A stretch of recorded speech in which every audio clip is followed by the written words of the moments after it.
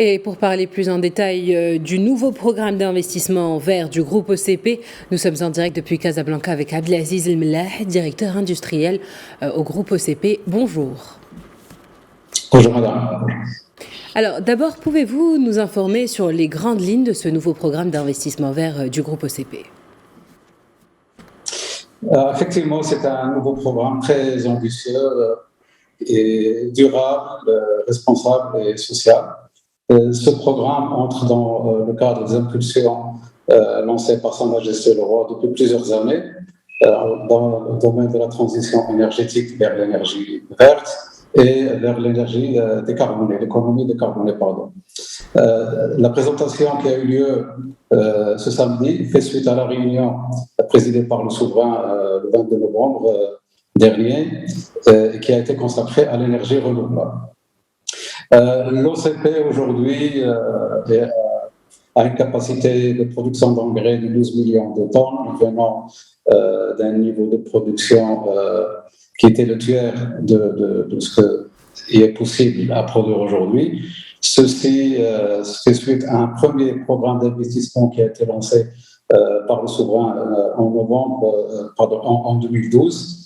Et donc, ce nouveau programme est une deuxième étape qui vise à augmenter la capacité de production du groupe des engrais phosphatés de 12 millions de tonnes à 20 millions de tonnes et s'articule sur, en plus de l'augmentation de capacité, sur l'atteinte de la neutralité carbone d'ici 2040. C'est un programme qui est de l'ordre de 130 milliards de dirhams. Alors en parallèle, quels sont les débouchés visés en particulier par l'OCP dans ce nouveau programme d'investissement vert du groupe? Tout d'abord, ce qui est visé, c'est de renforcer davantage la position du groupe dans le domaine des engrais phosphatés, où nous allons être à une part de marché de l'ordre de 35%. D'un autre côté, ceci s'accompagne par l'ouverture d'une nouvelle mine à Mskhara, d'un nouveau complexe chimique et minier à Mzinda, situé dans la région de Youssoufia. Et ceci s'accompagne par la production d'énergie verte, où l'objectif est d'être totalement autonome à partir de 2027. Cette énergie aussi va être utilisée pour le dessalement de l'eau de mer, qui va nous permettre dès 2024 à être autonome en consommation d'eau avec justement de l'eau totalement verte, et dans une deuxième partie de satisfaire les besoins d'eau, en plus des besoins industriels, les besoins d'eau potable pour les régions avoisinantes aux zones d'activité du groupe, et aussi pour les besoins de l'agriculture. Il est à noter que dès fin 2022, nous avons une capacité de production d'eau dessalée de 40 millions de mètres cubes dans les provinces d'El Jadida et du Safi, et qui serviront à alimenter ces villes-là. Parallèlement à ces aspects d'engrais, énergie et eau, il y a aussi la production d'ammoniac vert et hydrogène vert, étant entendu que l'OCP aujourd'hui est le plus grand importateur d'ammoniac pour ses besoins de production d'engrais phosphatés.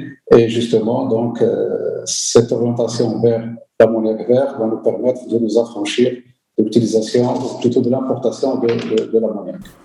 Alors, qu'en est-il de la valorisation des autres éléments contenus dans le phosphate? Effectivement, le phosphate, de manière générale, et particulièrement le phosphate marocain, est un minerai qui est très riche en autres produits que l'élément phosphore.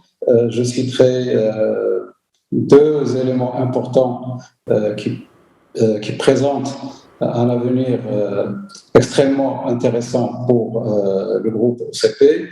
Il y a d'abord le fluor. Le fluor est un élément qui est extrêmement demandé dans la consommation, dans les économies de notre temps. Le minerai de fluor est de plus en plus rare dans le monde et justement, le CP et l'autre phosphate est riche en fluor. Et donc, nous avons tout un programme de valoriser ce fluor en produits qui pourront être exportés en Europe et ailleurs dans le monde. Un autre débouché, c'est les batteries. Et donc, le phosphore fait partie de la nouvelle génération de batteries qu'on appelle LFP, qui est justement, ce sont des batteries plus économiques que celles utilisées par ailleurs et justement qui se caractérisent par une présence importante de phosphore. Et donc, les produits que nous fabriquons vont être des inputs ou des éléments d'entrée pour la fabrication des batteries LFP. Eh bien, merci Abdelaziz Elmleh pour vos précisions. Je rappelle que vous êtes directeur industriel au groupe OCP.